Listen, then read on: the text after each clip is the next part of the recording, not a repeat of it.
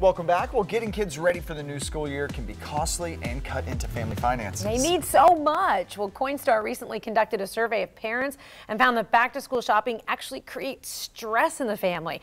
But a little creativity and budget management can help minimize the strain. Getting your kids ready for back to school is exciting, but can also be stressful when it comes to shopping and managing rising school costs.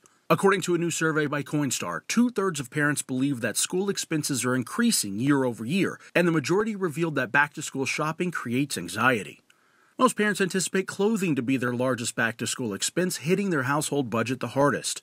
Adding to the load, 3 in 5 parents say they or their children feel the pressure to keep up with the latest fashion trends, which often carry a hefty price tag. But parents are getting creative in managing costs and stress levels. The majority will create a back-to-school budget and use other strategies to help stay on track. These include shopping for clothing and supplies at discount or secondhand stores and cashing in spare change to offset school expenses. With some advanced planning and employing simple budget strategies, getting ready for the new school year can be fun for both parents and kids.